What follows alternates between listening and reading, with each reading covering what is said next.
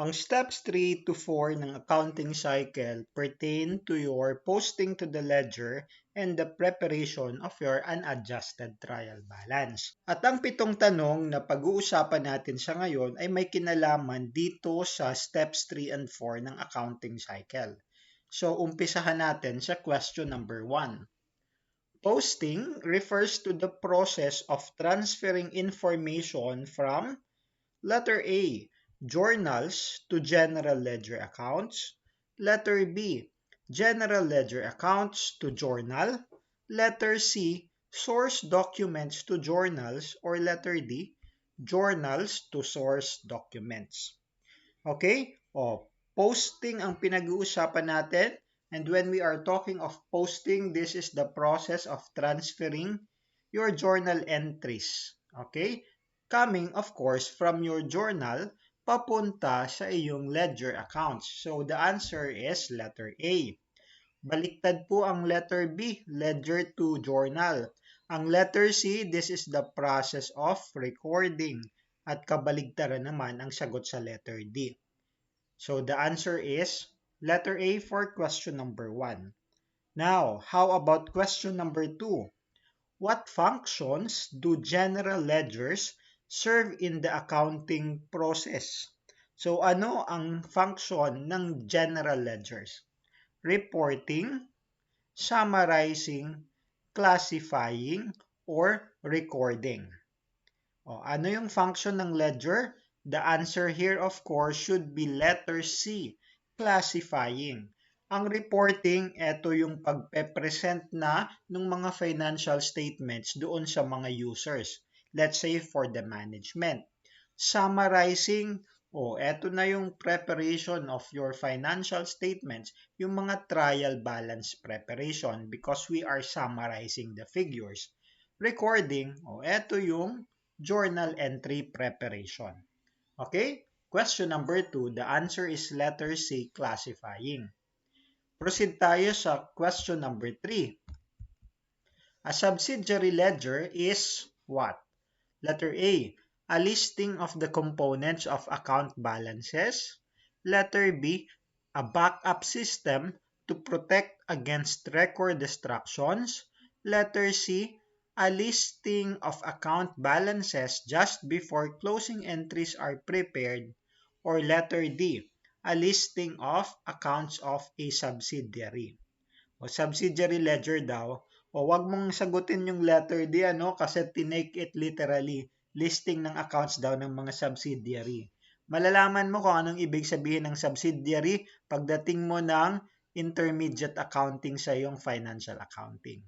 Ang sagot natin dito should be letter A, listing of components of account balances.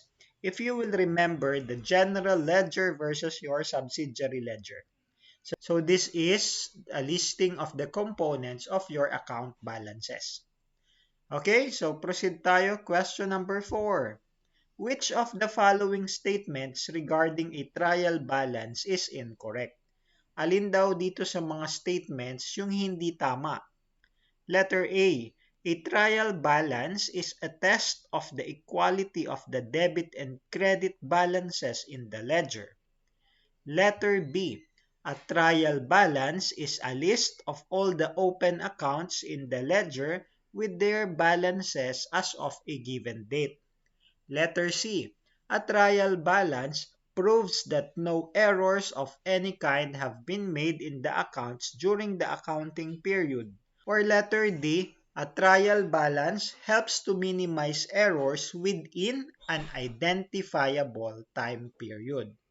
Careful ka dito kasi baka mamaya ang maintindihan mo sa question alin dito yung tama. Tatlo yung tama dyan, isa dyan mali. Yung tinatanong which is incorrect.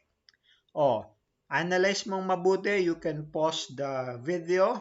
Pero after pausing it, your answer should be letter C. A trial balance proves that no errors of any kind have been made in the account. Remember that the trial balance is a test of equality, not a test of accuracy. So the answer here is letter C, being incorrect on this part that proves no error. Question number 5 tayo. An unadjusted trial balance, letter A, provides information that is helpful when making adjusting entries. Letter B, proves that no errors have been made in the accounting records. Letter C, usually contains the account balances that should appear in the financial statements. Or letter D, is a summary taken directly from the general journal. So, alin dito ang tama sa unadjusted trial balance? A, B, C, or D? And the answer should be letter A. It provides information that is helpful when making your adjusting entries, especially yung mga balance sheet items or pwedeng yung income statement items, depende sa methods of recording. If you go back to your adjusting items na deferrals, o, hindi pwedeng letter B kasi pinag-usapan lang ito sa previous question. Yung letter C, it does not necessarily contain the account balances appearing in your financial statements unless wala namang adjusting items yung account na yon. Pero kung meron, mag-iiba, kaya magiging mali yung letter C. Yung letter D naman, hindi din. Summary daw taken directly from the general journal. Pinipick up po natin yung mga balanse sa ledger accounts. Okay? Papunta sa your trial balance. So the answer for question number 5 is letter A. Oh, now, question number 6 tayo. A chart of accounts is a what? Letter A, flow chart of all transactions. Letter B, an accounting procedure manual. Letter C, a journal. Or letter D, a list of all account titles. Oh, bakit may napasamang chart of accounts dito? Kasi when we are posting or when we are preparing your trial balance, o kung given yung mga chart of accounts, dapat kasama din siya.